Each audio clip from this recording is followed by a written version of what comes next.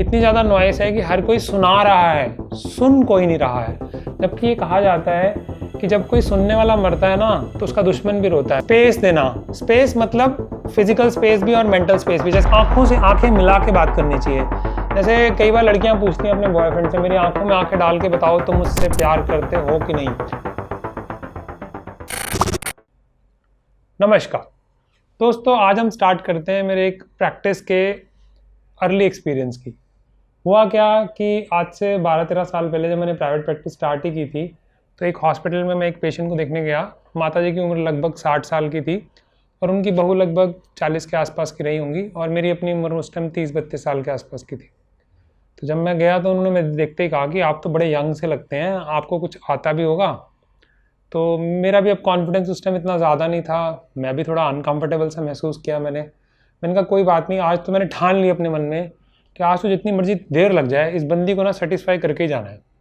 तो लगभग दोस्तों मैंने 2 घंटे लगा दिए उनकी, कोई ऐसी बात नहीं है जो मैंने नहीं छोड़ी हो सुनने से। तो उन्होंने मुझे कहा कि आज से पहले ना हमने 7-8 डॉक्टर्स को दिखाया है और किसी ने भी इतने अच्छे से बात सुनी नहीं। उसका एक रीज़न ये भी था, मैं वेला था, मेरे पास टाइम भी बहुत था, तो वो भी एक रीज़न था। पर कहीं ना कहीं उनकी बात जो है मेरे दिल पे चुभ भी गई थी कि आज तो इनको सेटिस्फाई करके ही रहना है। तो उनको सोमेटाइजेशन डिसऑर्डर था, जिस पे हमारा ऑलरेडी एक वीडियो है, जिसमें पेशेंट को कुछ होता नहीं है, बहुत इन्वेस्टिगेशंस कराते हैं, निकलता कुछ है नहीं, शारीरिक परेशानी होती है बट उसके मानसिक लक्षण होते हैं।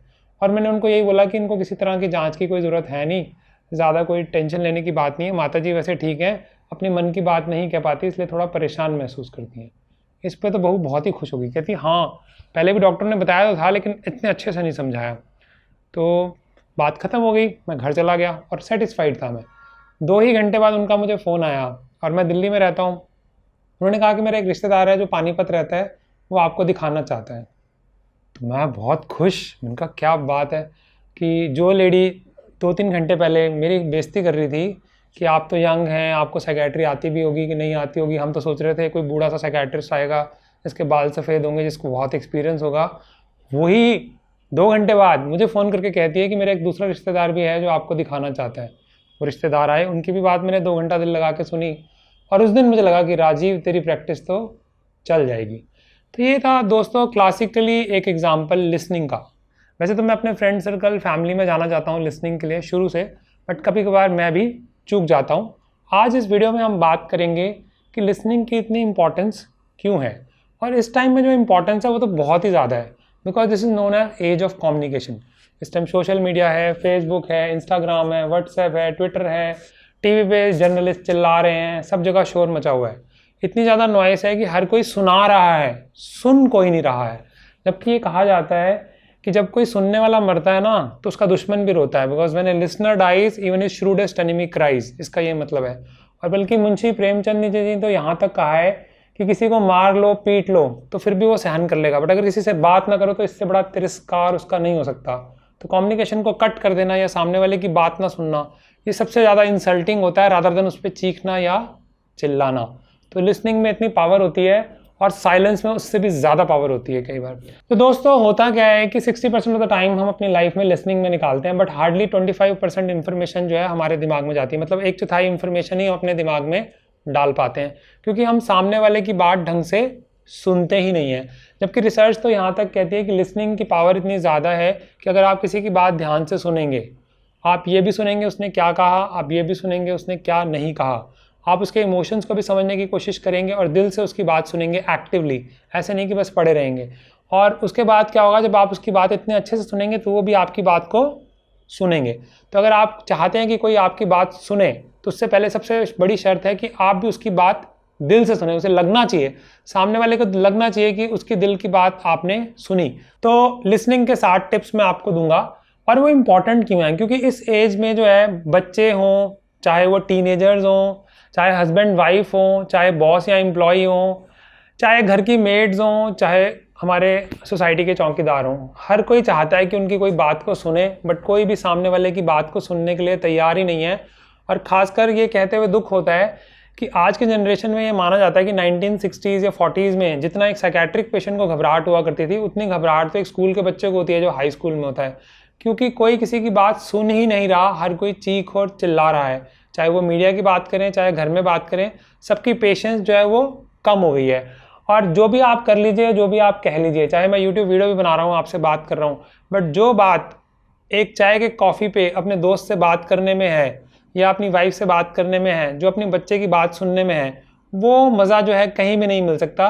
बल्कि एक रिसर्च भी है, और इतनी लंबी उन्होंने रिसर्च की थी, कितने साल दिए तो मुझे याद नहीं रहा, 50 साल 70 साल जो भी था, उसमें था कि सबसे लंबी उम्र उन लोगों की होती है जो अपने घर वालों की भी बात सुनते हैं, अपने एम्प्लॉयज़ की भी बात सुनते हैं, अपने बॉस की भी बात सुनते हैं, अपने हेयर कटर मतलब जो उनकी हेयर कटिंग करते हैं उनकी भी बात सुनते हैं, अपनी मेड की भी बात सुनते हैं, और हर किसी की बात सुनते हैं। क्योंकि जब आप किसी से भी दिल की बात सुनते हैं तो सामने वाला तो कई बार लड़ ही नहीं पाता, क्योंकि जैसे आपने उसकी बात सुन ली 80% प्रॉब्लम्स तो वहीं ख़त्म हो जाती हैं। तो कम्युनिकेशन स्किल्स में सबसे इंपॉर्टेंट ये नहीं है कि हम दूसरों से क्या कहें और कैसे कहें, सबसे ज़्यादा इंपॉर्टेंट है कि हम उनकी बात को कैसे सुने।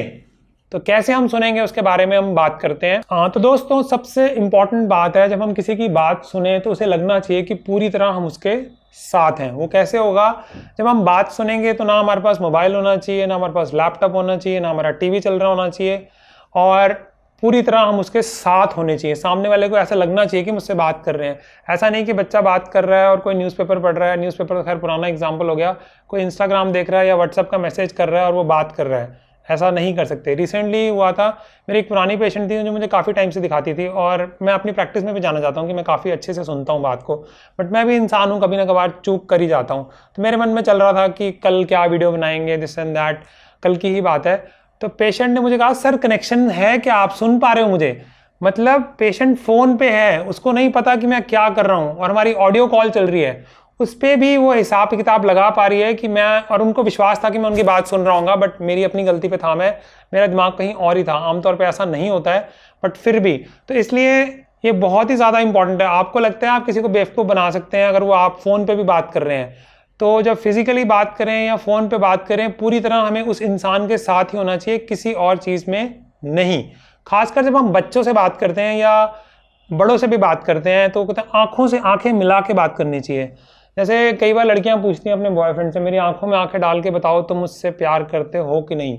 साइंटिफिकली भी ये हाईएस्ट लेवल ऑफ कम्युनिकेशन है। जब आप आंखों से आंखें मिलाएंगे तो बोलते हैं ना, आंखें चुराना, आंखें झुकाना, वो तभी प्रॉब्लम होगी जब कोई झूठ बोल रहा होगा या किसी को घबराहट हो रही होगी। तो बच्चे का तो ऐसे करना चाहिए, जैसे अगर आपने बच्चे को कुछ समझाना भी है, जब उसको सुननी है बात, तब तो उससे आंखों में आंखें डाल के बात करनी ही चाहिए। जब उसको कुछ समझाना भी है तो उसकी गर्दन ही सीधी पकड़ लेनी चाहिए। एक बार मैंने रिसर्च में जब पढ़ा तो मैंने अपने बेटे को कुछ समझाना था, तो मैंने कहा बेटा मेरी आंखों में आंखें डाल के देख, तो घबरा सा गया। तो मैं समझ गया कि कितनी डेप्थ ऑफ कम्युनिकेशन है, सीधा जो है मैसेज उसके दिमाग के अंदर जा रहा है। तो ये आंखों में आंखें डालने वाला जो कॉन्सेप्ट है, ये बहुत ही ज़्यादा इंपॉर्टेंट है। उसके बाद है टाइम को शेड्यूल करना।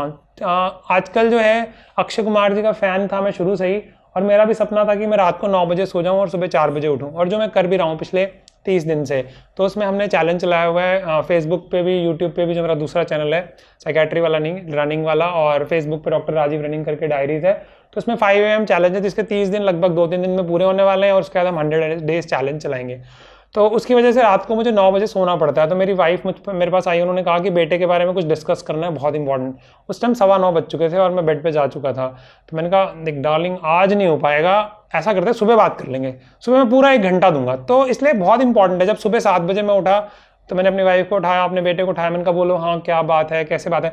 तो मैं पूरी तरह उनके साथ था। उस टाइम मैं अगर 9:15 बजे उठ के सुनता उनकी बात को, तो मैं ना पूरा ध्यान दे पाता, मेरे दिमाग में ये चलता रहता यार सुबह 4 बजे उठना है, 5 बजे लाइव करना है, ये टॉपिक है। तो मैं, क्योंकि खाली सिर्फ शरीर से नहीं होना चाहिए, मन से भी खाली होना चाहिए। सामने वाले को जो है आपको पूरी तरह से सुनना है। ऐसा नहीं कि आपने सिर्फ उसको दिल का दिलासा देना है, उसको सामने वाले को फीलिंग आनी चाहिए कि हाँ मेरी दिल बात यहाँ से गई और सामने वाले के दिल में चली गई। तो this is very very important. अगला जो स्टेप है वो है स्पेस देना।